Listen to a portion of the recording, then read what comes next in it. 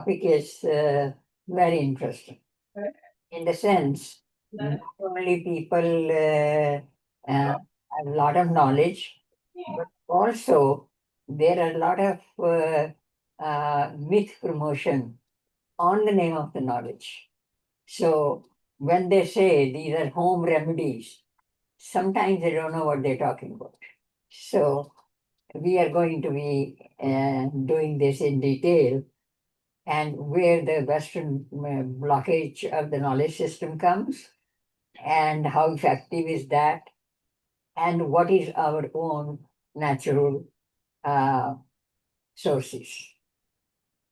So, going right away, the theme and the thrust. Uh, so, the Ayurvedic medicine goes from cause to cure. Cause to cure. First, they diagnose what's wrong in the entire book, taking in view not a reductionist approach, but a holistic approach, starting from head to toe and everything inside the body. They find out the locus where the disease is or dosh is. And then they're, after diagnosing, then they try to cure it. So curing is really, really very important. It is not just curing the symptom of the disease, it is curing the cause of the disease so that it does not occur, or if it occurs, it is manageable again. So with symptoms and then working backward, Ayurveda begins with causality. What is the cause? What is the effect? And this is a very practical kind of thing, even one can do in one's own home. If there is a slight kind of ailment regarding any part of the body, um, you go back and rethink what was it that happened in the last 2 weeks or 3 months, and that has caused this variation. And then you try to pin it, what exactly was done different. And this is how you eliminate that. So, and eliminate many other medications which are prescribed. So, Ayurveda begins with the causality, cause and effect, asking why imbalance arose, and then traces it forward through stages of development. So it targets intervention uh, in the very first stages if the patient goes, and finally the therapeutic classes are there. What is to be done? Is it something to do with the organs, or it is just minor, causes and ailments or viruses? So its relevance today because in the modern days, if you have noticed the way pharmaceutical companies are portraying, every time they say 50% of the people are suffering from this disease, 50% are suffering from this, 99.9% are suffering. Who is that 0.1% of a person who missed being the victim? So these kind of information, they are not only misleading, they are also random, and nobody asks what was the sample, how did they arrive at that conclusion, 90% or 80%. I mean, but at the surface of it, it seems everybody in America is sick, basically. 50% of this disease or 90%. So here it is very relevant. Can we avoid overdose? You see, this is another point. Even though we don't have the same environment, the same factors which affected our own childhood, they have changed a lot. But still, there are many things which are still can be done through naturopathy. So the worldview moves beyond symptoms suppression. So Our entire thing is root cause correction. And that is where we go. Meaning of Ayurveda, it is science of healing. But it literally means knowledge about long life. Because Ayu is both ways, wisdom of longevity and healthy life. Ayurveda, science of remaining healthy. So science of preventing, healing, curing, and invent. Many Sanskrit words will be used in this. Some of them I'll explain. And those who are interested, they can do some more research. Some of the material is available on the PDF, and you can study in detail if you are interested in that. My interest came about 40 years back. Somebody walked through the door. I had known that some students are coming from medical college in New York. And they walked in and they said that our teacher has recommended, professor has recommended that you learn something about Indian medicine and quackery. As if in India there are quacks. And I suddenly felt very much annoyed. I wanted to almost tell them, go back if you think you have come to talk about quackery, because I don't know what quackery is. And so that is when I started deeply thinking about the knowledge system of Ayurveda. Learned some stuff and read many books.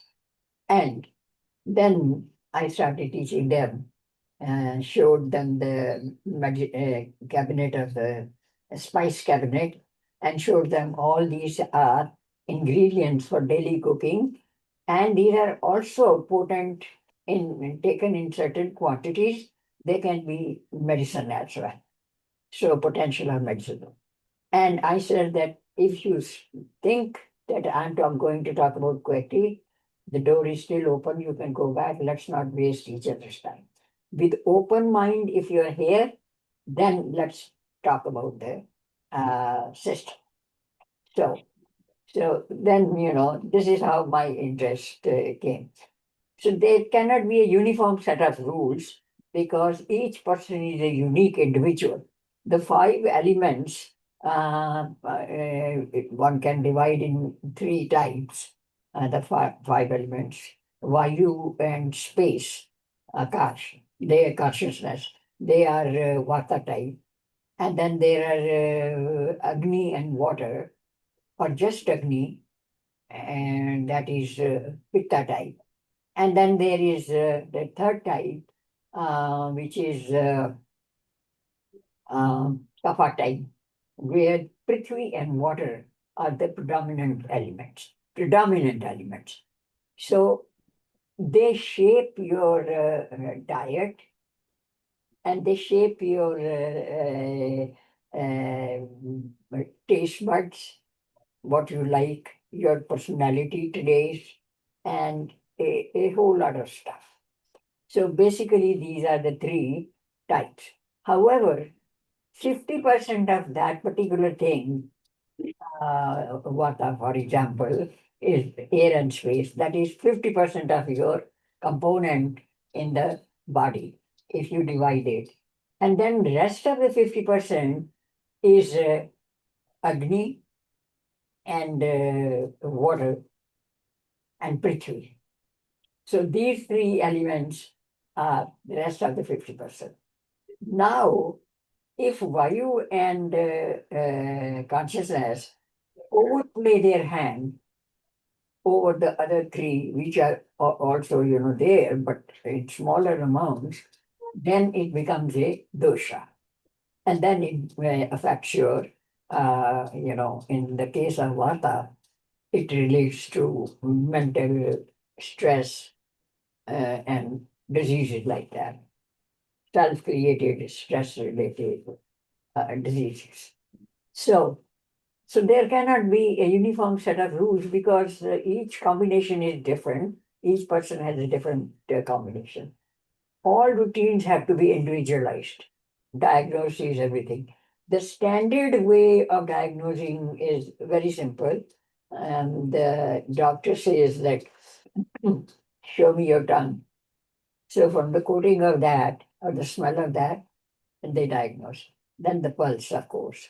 And then they ask, what did you eat yesterday and how is your bowel movement? These are the three questions they asked invariably. There is no standardized approach that you walk in the doctor's office and in 20 minutes they ask you, how are you feeling and what is bothering you? Without going into your pattern of life, lifestyle and pattern of diet, or what is happening in the last 3 months or 4 months. None of these are relevant because everything is measured by the time devoted by the doctor. And then there is a reductionist approach. If something is beyond the primary doctor's reach, then here is the prescription referral to the specialist. So there is no such thing as holistic approach. Will you please mute whoever is unmuted? Okay. The next. So three broad categories of body types. People with air space, the dominant elements, I explained, Vata, Pitta, and Kapha. And this imbalance is called dosha. If one type overtakes and creates an imbalance, then it is, for example, in a Vata Pitta body, they are lean and thin and frugal in food. And if suddenly they have the gas issues, that means there is a dosha. So air has become overwhelming, causing acidity in the body, and it has to be corrected.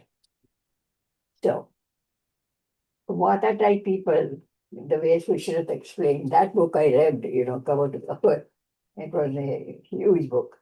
So, they are skinny, prone to anxiety, dryness of skin, insomnia, and lackluster skin. Then two main tattvas are in space and air, tejas. Pitta type people are prone to heart related problems, ojas. Kapha type people are prone to diseases such as diabetes, obesity, cold, retention of water, tumors, cancer, because they are gross matter and water. So, according to Fisher, Kapha type people are the healthiest people, even though the list of diseases is this. And they are the most uh, uh, pliable, resilient people. And they have patience for detail. So, I mean, this needed further research, and I didn't have time at that time. So, but they are, and he also says they have big eyes and fair skin and round face, and they are beautiful people. So I think the images that you see, the sculpture in India is based on the Kapha type. Uh, you don't see anybody skinny and lean and thin. So people with different body types have different temperaments. I explained already. It has to be because certain people are always in the world of ideas. Certain people are pragmatic and practical, and these are different type of personality traits. And if the combination is right in the balance, and they have a very wholesome kind of personality, and that person is healthy and wise as well. So Vata people are mentally agile, adaptable, and creative. But when they are confronted with unknown situations, it causes them, they suddenly feel unhooked, unstructured, and that causes fear and anxiety. And these are the two major things which are the cause of disease. Pitta type persons exhibit sound reasoning, understanding, judgment. But Pitta persons, they have also tendency, immediate reaction to anger and suspicion about other people's motives. So this is because they want to make a correct judgment and they do not leave any kind of room for error. So they suspect it. Uh, Kapha type persons are emotional, have a tendency to hold on to normative structures.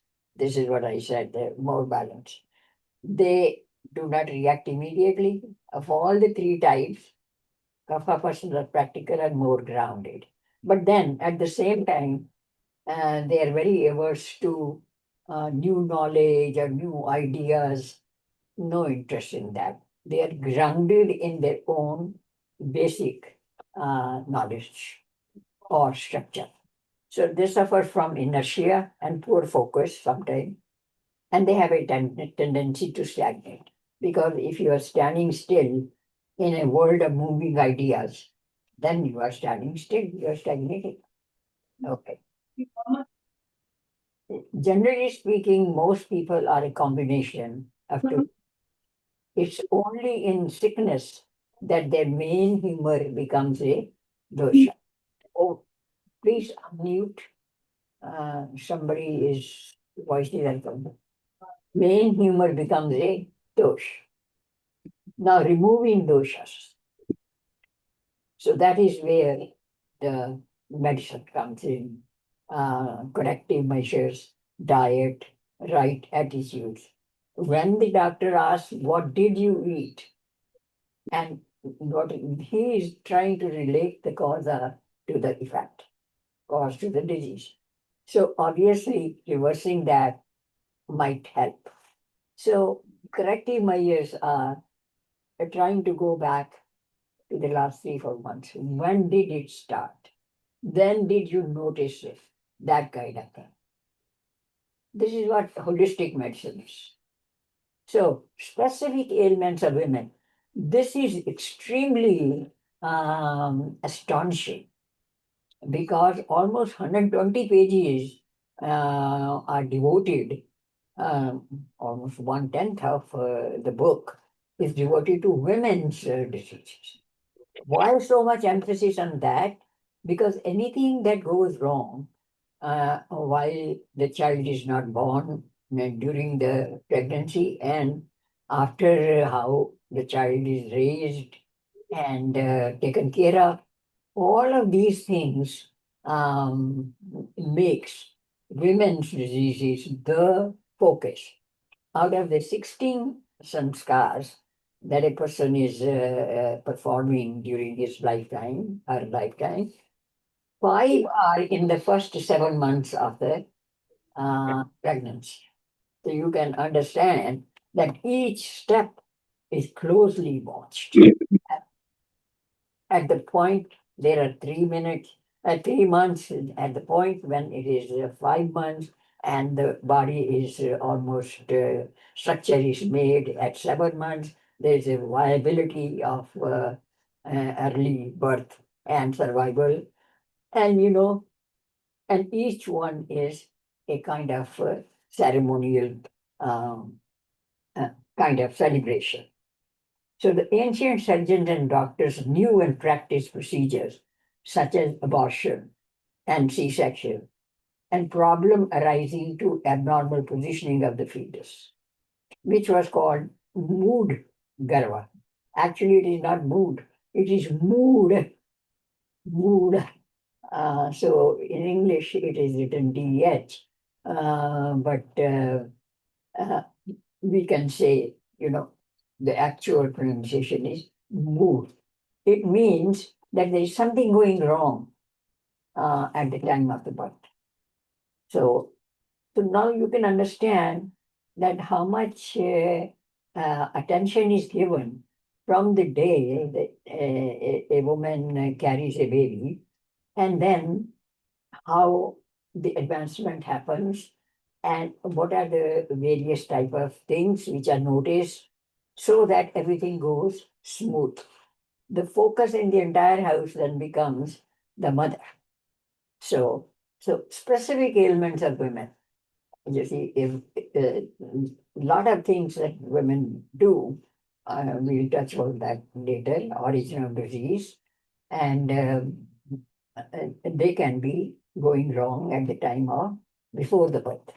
So here the specific dharma of the doctor prevails, Vishesha dharma. Vishesha dharma says that you do whatever is necessary for saving life, right? Here, ahimsa and stuff like that uh, doesn't apply. Here, vegetarianism or non-touching of, absence of or prohibition on blood transfusion. None of those things are important. If you have to feed the animal protein, they do that. If they have to do the transfusion, that also they do. So here, any Sanatana Dharma does not apply. So social ethics or political controversies, they have nothing to do with the decisions about the abortion or in fact any other matter related to gender or pregnancy or anything. What has the politician to do with it? And those lawmakers, what do they know about specific subjects? They may be having doctors to advise them, but then how much can you rely on that? You see, and eventually they become 9 to 5 bureaucrats, and they may not be able to contribute anything new by way of research or unless they are dependent on other agencies. So um, about abortion, Sushrit recommended, and Manu Samriti also recommended, that if the pregnancy is defective, or topical or anything, it should be terminated. So the only criterion was the well-being of the mother and the child. To that end, cleanliness, creation of proper aura, trees, plants, surroundings, yajna ceremony. Why yajna ceremonies? Because the stuff that is called samagri, when it is burnt, it purifies the air and it kills the germs. So I have myself seen the special kind of uh, uh, incense sticks which are made of the samagri that is used in the Havan Kund. And if you put that, you control the fruit flies in the house. Or if you put it near windows, the mosquitoes will not come. And these small, small little details, they are very important in maintaining health and avoiding being sick. So, well-being, for well-being of the mother to be and the child takes a whole family to plan different kind of ceremonies. Tinkering with nature was forbidden. Tinkering with nature, stopping puberty or trying to fiddle with medications, that was absolutely forbidden. In certain instances, termination was recommended, as I explained before, a topical or if the child is not going to survive, or if the child is detected uh, has a history of epilepsy, it should be terminated. And Manu specially says that if a woman becomes pregnant at a very early age, when her body has not settled into puberty, in that case, the child is not going to be healthy child. It is better to abort. So, I mean, these recommendations are very important. Here there is no such thing as government is asking you or government is mandating. It is between the doctor and the medical history of the patient, and even the ancestral history of the patient, whether epilepsy runs in the family or that kind of thing. So, drinking with nature, totally forbidden.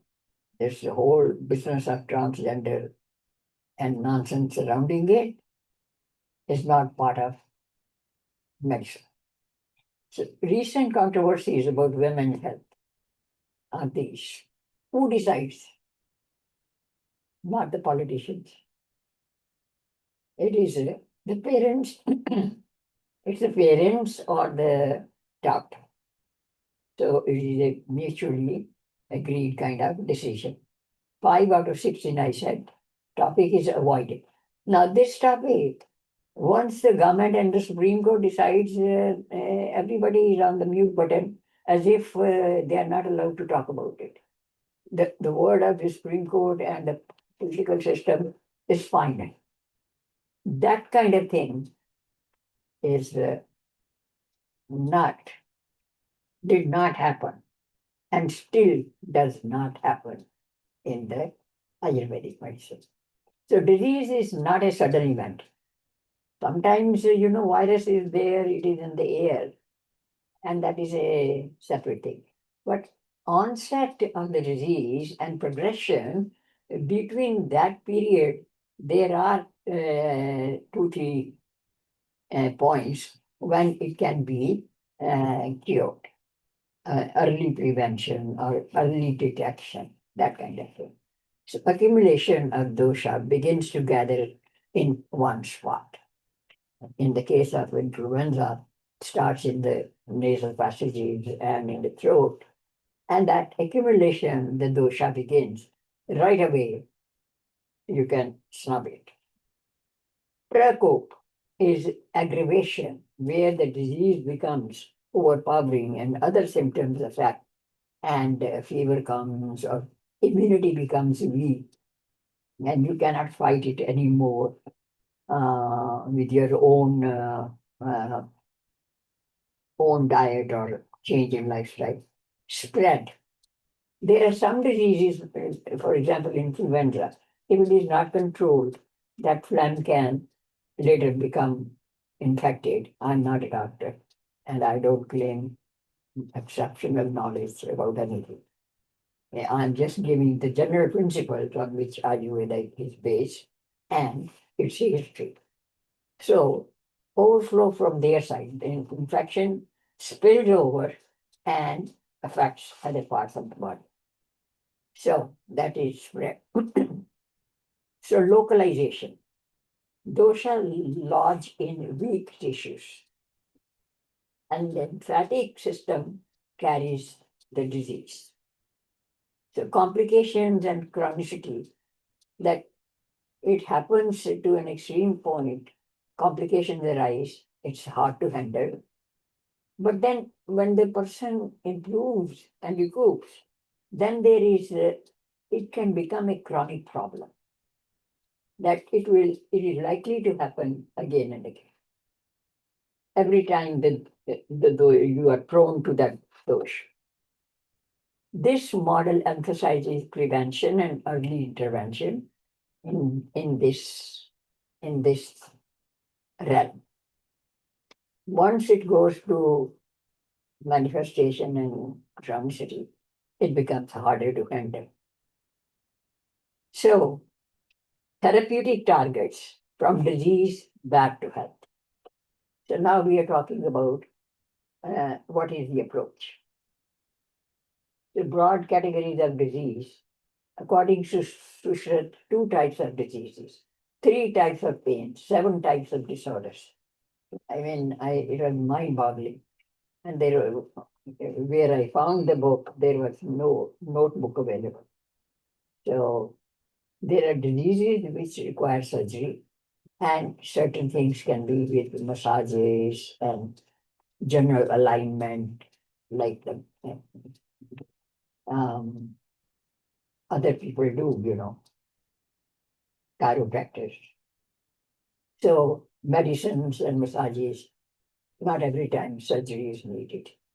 So it is not that every pregnancy must have a C-section because it is easier. And no, not needed. So three types of pain. It is spiritual, physical, and mental. The first stage is it's the mind which says I'm sick. If you tell the mind that no, you are not sick, then probably the physical symptoms will not be appearing. So, but then mind can deceive also. The mind says that you have a problem, check it out, and you say, no, it's my, I'm psychosomatic. In that case, you ignore it. So it's a double-edged sword. You cannot ignore it, and you cannot it is good to have a second opinion or a medical opinion. So details provided by Sushruta about the origin of disease. Imagine they have said it is 6th century BCE. Actually, it is much earlier than that. If you date the birth of Gautam Buddha, then it takes us back to several centuries into the past. So we predate everything because Sushruta and Jivaka, they were uh, contemporaneous, contemporaries of uh, Gautam Buddha. So they relate to that. And it was Gautam Buddha who, when they asked that you are um, uh, uh, emphasizing, uh, vegetarian diet and pure diet and all that kind of thing, and the blood should not be, given to anybody. Do you really believe the doctor should follow that? And he said, no, doctor should follow what needs to be done to prevent death or ill health. In other words, meat is allowed in certain circumstances, and blood transfusion is given, and autopsies are performed, and cadavers, they are studied. So all of these misconceptions that there was no sample studies and there were no diagnostic, tools on the dead bodies, or anatomy was not studied, and the whole 9 yards of mythical propaganda. So the disease is some disorders are genetic, inherited from parents. Some problems are caused by things going wrong during pregnancy. So ignorance of taking about the taking care of the body. Many diseases are caused by wrong diet, improper digestion, and like that. Some disorders are caused by accidental trauma. If there is an epidemic, everybody is likely to be affected. A few disorders are caused by variations in season, and people are prepared. In India, people are prepared. In summer, they take those things which are going to help them fight colds in the winter or fight immunity, phlegm, compromised immunity. They feed those kind of concoctions. And in winter, and they give you neem mixed with chasku, and there are two other ingredients. It is called chiraida. In the morning, every child is given that in order to keep the body inside cool, and you don't have the uh, marks, heat bursting out in the summer. These are kind of home remedies which are actually grounded in the medical practices of the Vedic system, Ayurvedic system. So few disorders are caused by, aging, you cannot say everything is, that is happening to me, age. That is discouraging. It may not be just age, it could be something else also which can be curable. And lastly, many diseases occur when we compromise our defense mechanism by wrong habits and diet. So he also categorizes disorders relating to dhatus. It is related to lymphatic system, skeletal issues, bone marrow, the hormones, blood circulation. By the way, anybody who says that circulation of blood was discovered by Harvey in 15th century, bogus. Absolutely. Europe might have discovered that they were not actually having a stagnant uh, pool of blood inside their body. That may be Europe's problem, but it was not in India. Everything flows. You see, that time flows, that directional movement is there. I don't understand how can anything be static or stagnant, let alone the body system. If it were that stagnant, then there is no aging because it is you are stagnant at one point. Sthita. So many are dhatus, so the blood circulation, digestive organ, and whole lot of it. So in 1120 diseases and 1,000 pages, and he must have written more books. So now, disease of the mind. I was reading, some history books written by the people, Western people, uh, William Jones and some other minor names. And they were saying that surprisingly, Hindus were not, they use the word Hindu. Hindus were not aware of the mind and the brain. When in 10th century, a cranial surgery was performed on Raja Bhoj, how can it be that brain brain was not known to them? And here the mental diseases are mentioned. This is Sanskrit word, unmad, madness, apsmara, epilepsy. You see, all of these convulsions, paralysis, Parkinson, stiff neck, sciatica, fainting, seizures. So, one should be aware of the weakness of the opponent who is attacking your system, knowledge system. And at the same time, one should be abreast with the depth and volume of information that was available to Ayurvedic people. So, and this is medical ethics. Quackery and there is no medical ethics. That is nonsense. Qualifications of a medical student are described by Charak. He should be peaceful, noble in disposition, in disposition, incapable of mean acts, not vindictive, not greedy, like that. Clean, good conduct, bad manners, good manners, skills, courtesy, desire of desirous of the welfare of people. All of these are qualities of a doctor. So learning is a continuous effort. So he says, now we are shifting from surgery to medicine and go back and forth. The entire world is teacher of the intelligent physician.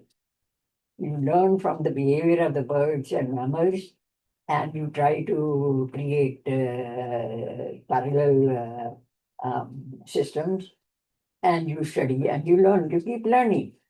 So Ayurvedic physicians develop an elaborate theoretical framework in order to understand and develop various routines.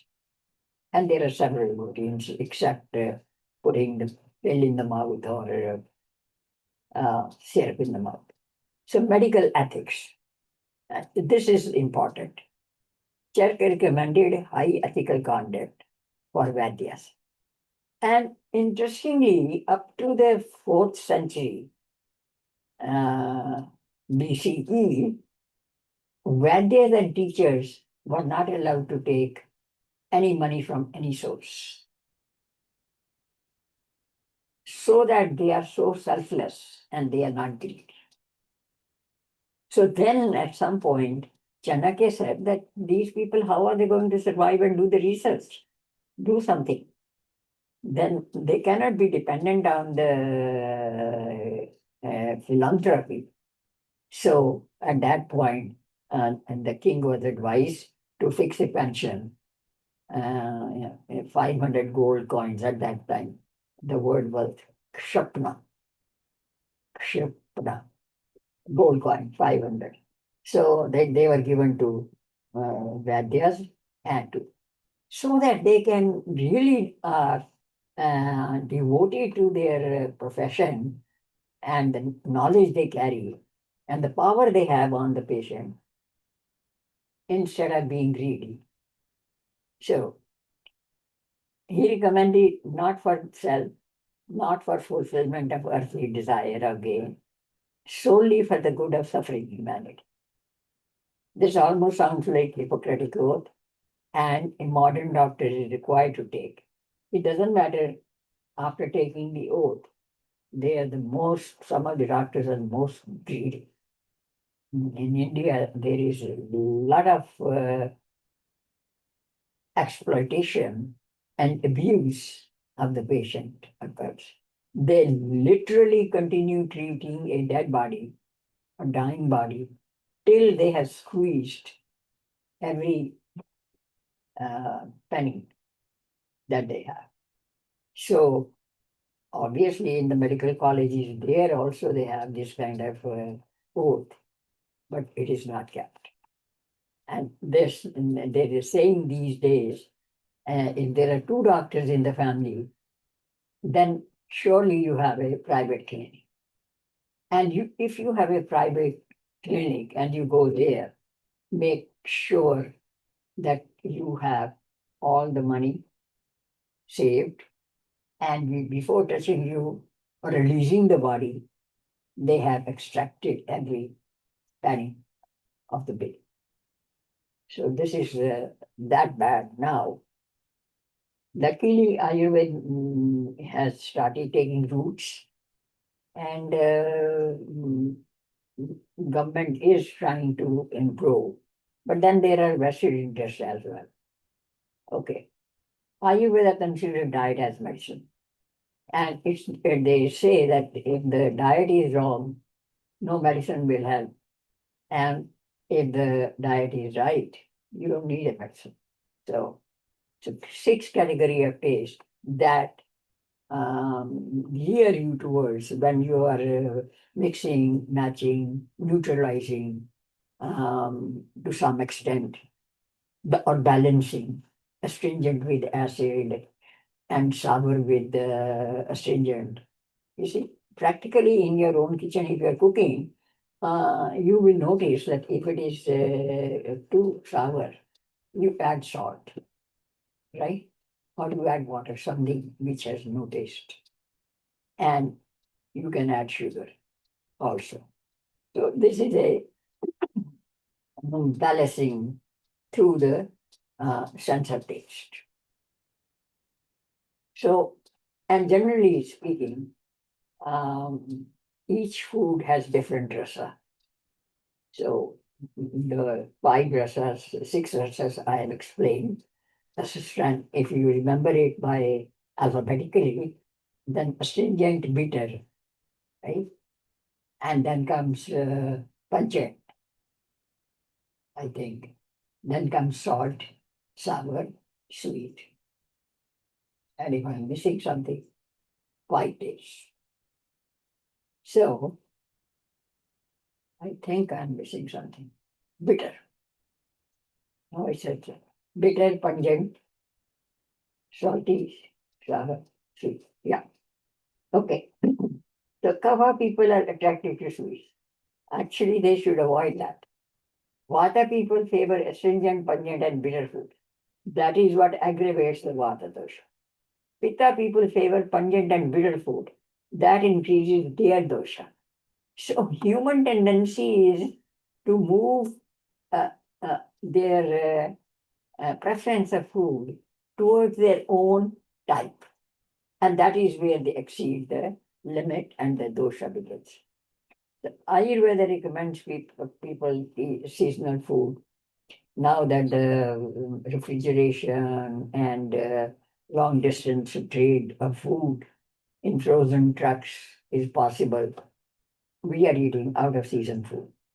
In winter, you don't have to have watermelon because it creates water and it may compromise your lymph system.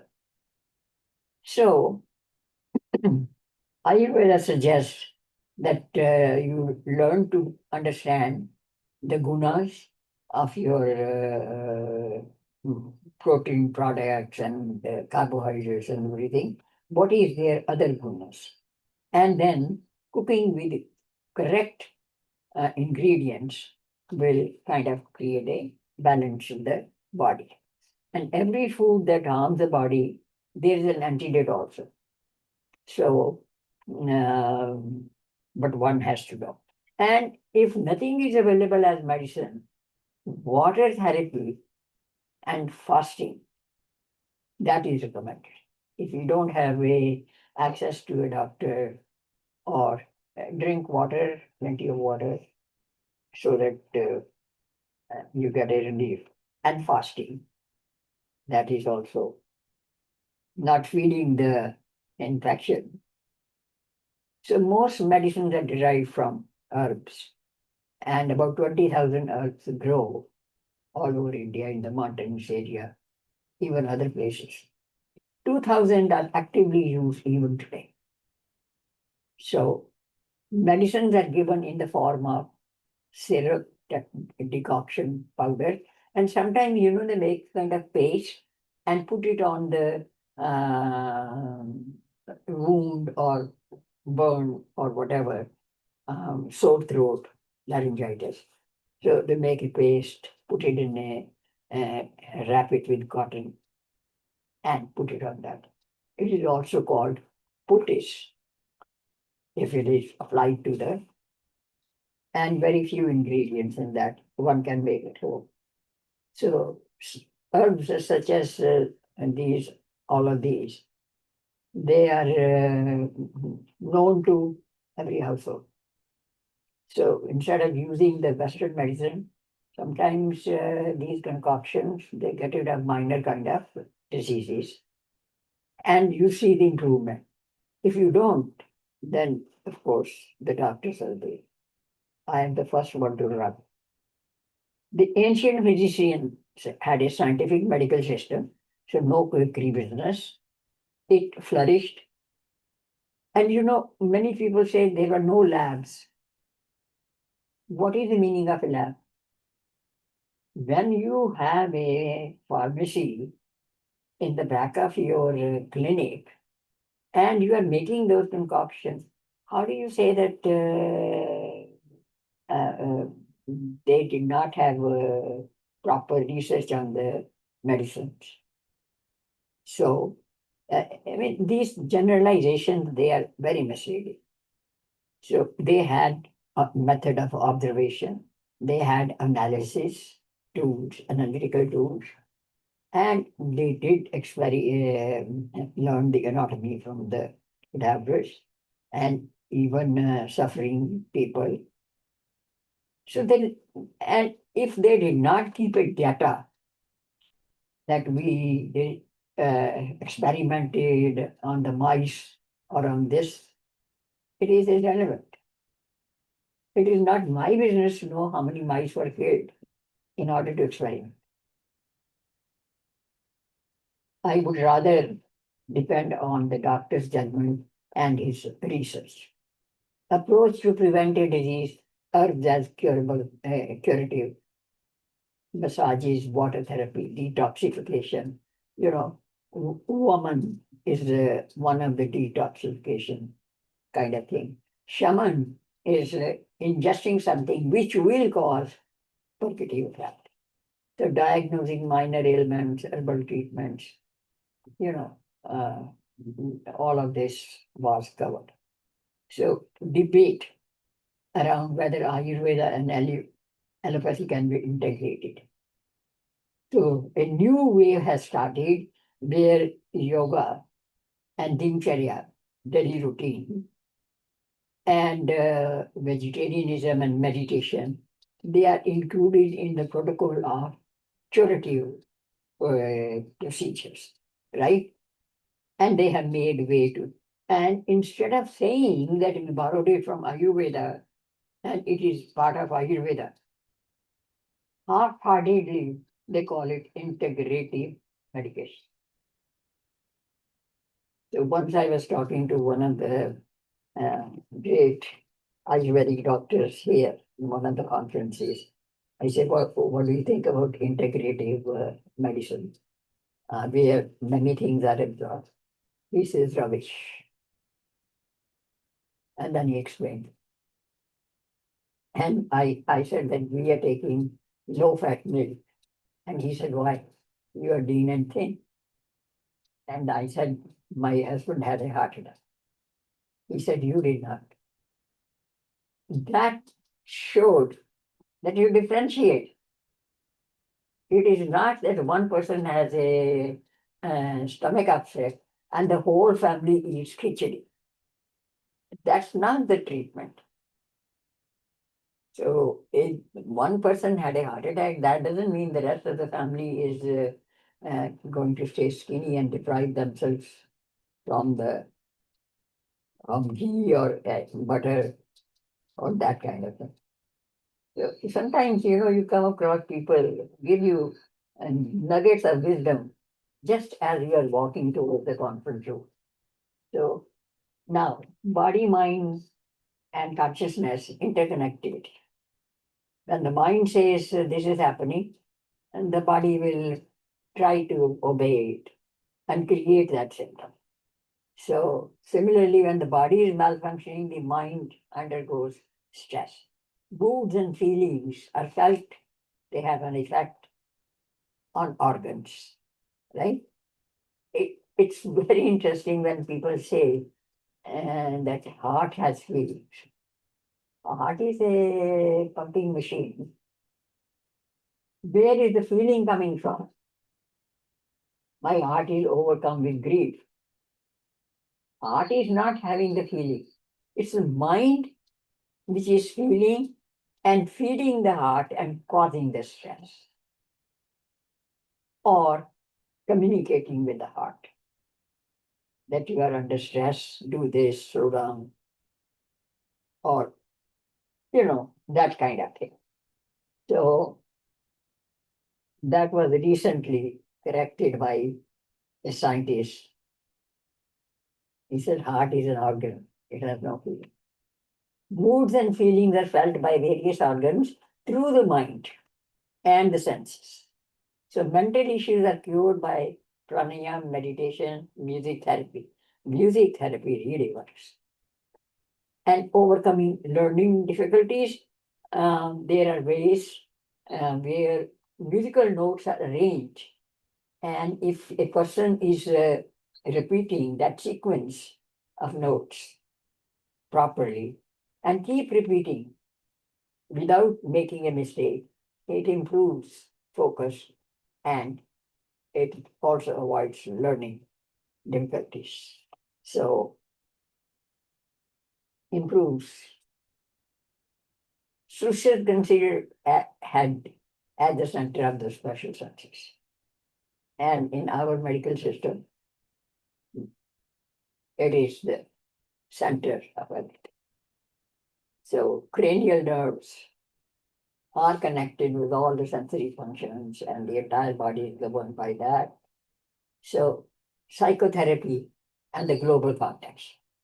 You see, up until the 20th century, even, any kind of mental patient, epilepsy or little violent behavior or any kind of, in European countries, in Arabian countries, they were beaten that the witches have possessed the body of the person. So some bhoot pret has come. Let us get rid of those. And then, if there is some kind of ailment in the legs, leeches will take that blood out and the person will be all right. So these kind of, this is quickly. This is way beyond that. It is cruelty, lack of knowledge and cruelty. So psychotherapy is needed because psychological problems are there and they are diseases and they are curable and preventable in some cases if they are handled early on. So cognitive control, restraining harmful desires, addictions, malpractices, these are some of the, uh, under your control, you can do that. Behavioral, improve your behavior, positive thoughts, charity, and all that.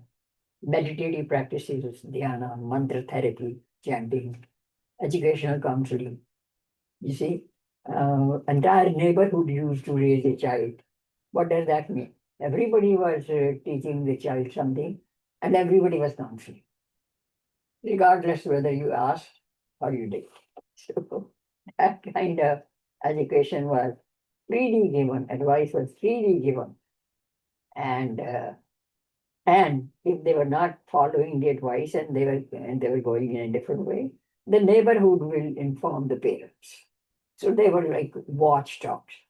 It's like saying, it takes a village to raise the child. So community and social therapy, satsang, company of the wise, collective chanting. Modern parallel can be seen, mindfulness. They have coined these words, mindfulness, stress management, psychoeducation, the whole thing. So, and laws of sanitation germ theory. If anybody thinks that the Western people discovered the germ theory, that's not true. The town planning of the ancient times, when we do that excavation, we find that there is a sewer system which is covered. Those ducts are covered. Then there are clean water reservoirs. In some of the earlier slides, I showed the reservoirs and covered duct. And clean water comes from a well and in a different chap. And then cleanliness, 40 days of restrained visits to the newborn. It's not that you go the next day and here, flowers or gift. No, because you are compromising the child and mother. They are still recovering. Their immunity is not as strong. Same applies to visiting the house of a dead person. If you are visiting a dead person, who knows how many germs are still there, hanging around. So, role of yajna for killing environmental pollutants. And if anybody says that India had no sanitation system, that was created by Mughals when they could not allow their women in the separate exclusive areas, and they needed labor to physically remove. That started in 11th century when Varanashram almost collapsed. And Hindus did not do that. The Dhanvantari, famous physicians, Dhanvantari was the teacher of Jivaka and Sushruta, and Sushruta Samhita and Charak Samhita, Bhagavat, Bhav Mishra, all of these. I read partially, I read Charak Samhita for medications and medicines.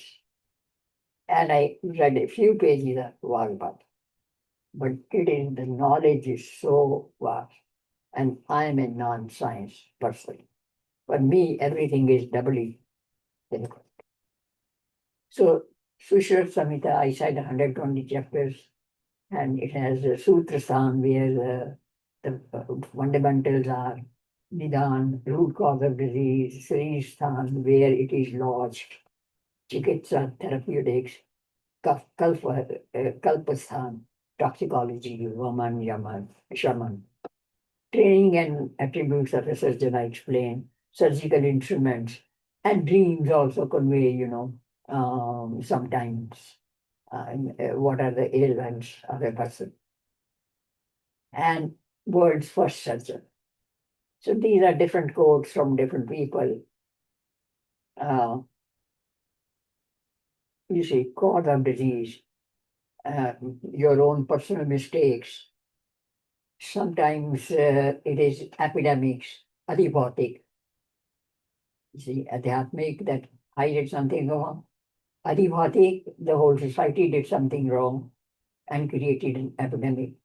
And then there are adidamic, where the nature did something and catastrophe happened, disease happened. So diseases are also caused by near nested disease person. So during an epidemic or an infectious disease, and distancing was there. And if mask is invented by Fauci, wrong.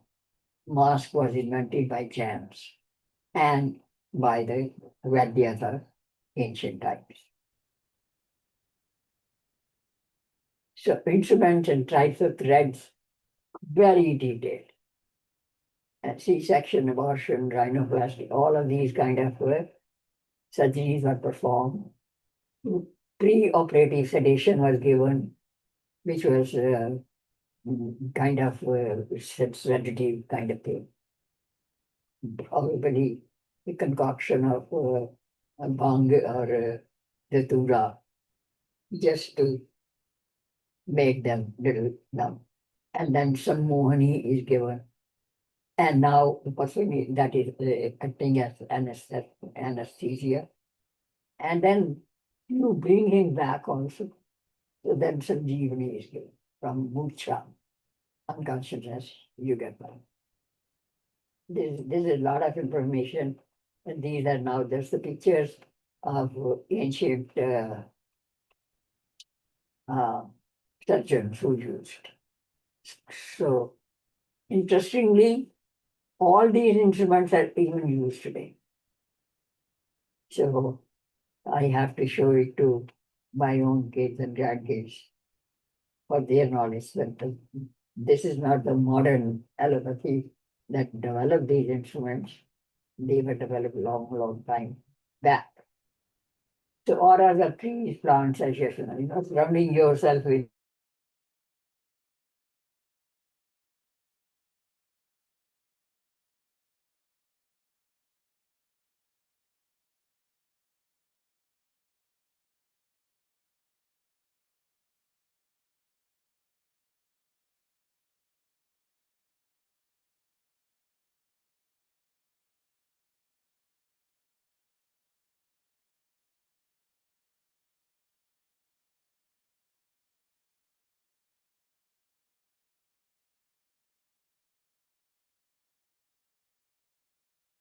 the forest.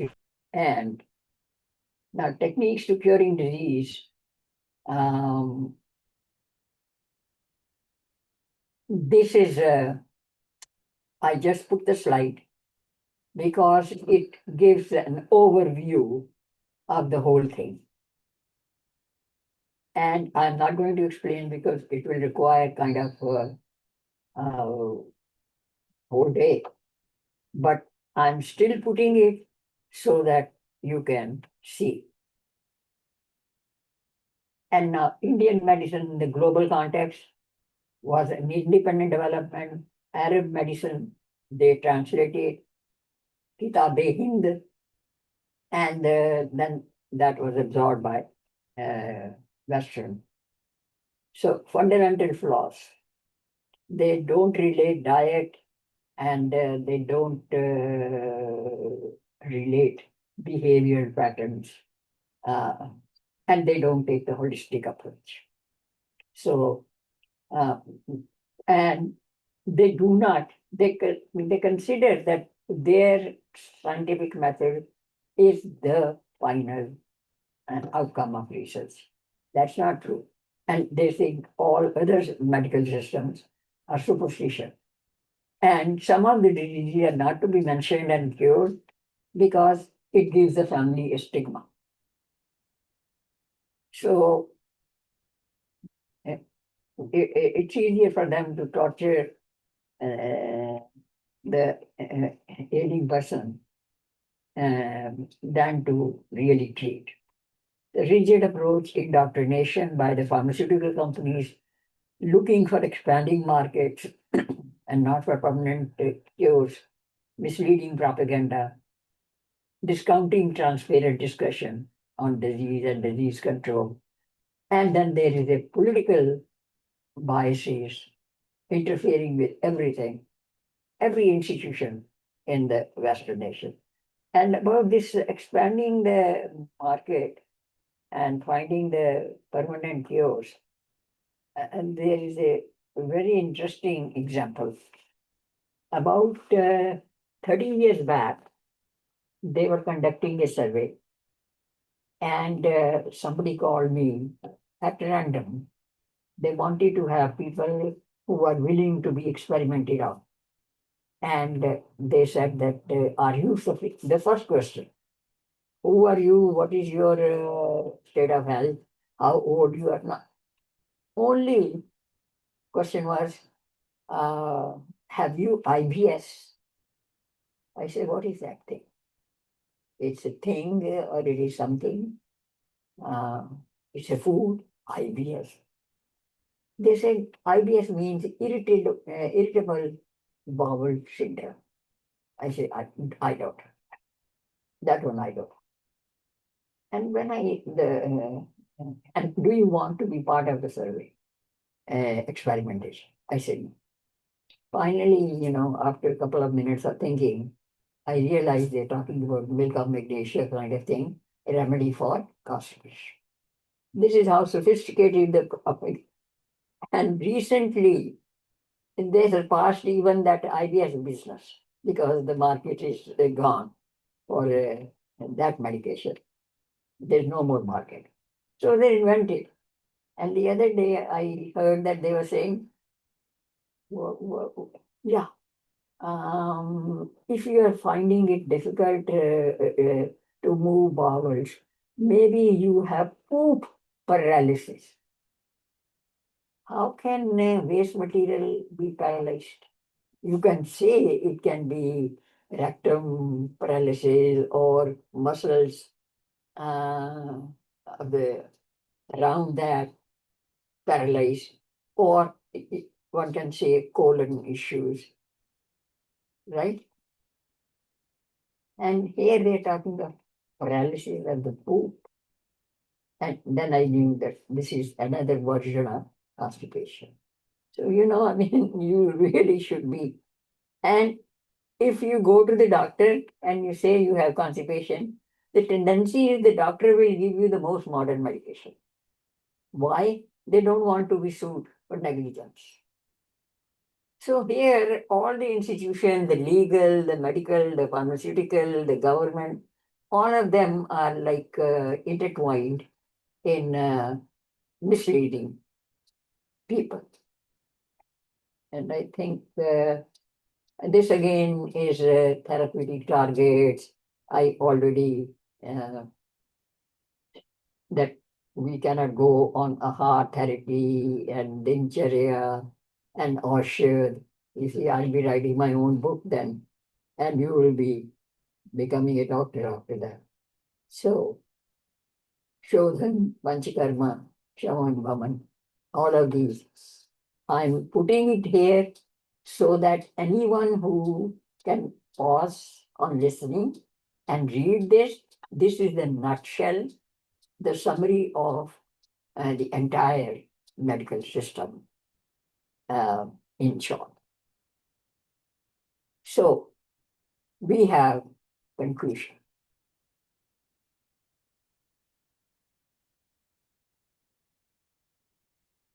Ayurveda versus allopathic medicine has a history of 2.5 millennia. It was popular in used in Eurasia, in Greece. Um, Symptoms of disease, allopathy deals with symptoms of disease. I have already explained, and then they quote, when they deride Ayurvedic medication, they say that India has the highest mortality rate. India has the highest children's mortality. Why it is the highest? It was. It is a fact. But then the colonial governments caused the famines, caused the stress, higher taxes, all the disadvantages and tortures of being a slave. And you blame them that why they were dying here. They were not having enough money to pay the doctor or means to go to the doctor from the villages. So the British created artificial garments. British said that don't use the Ayurvedic medication we are giving you. We have done a better job. So they suppressed. Now, of course, British did it. They suppressed the ancient medical system. You don't blame them. They were imperialists. Nehru, what was his excuse? He was a first-class fool, arrogant. And among scores of blunders and follies, this one was one of them, that he suppressed the Ayurvedic system.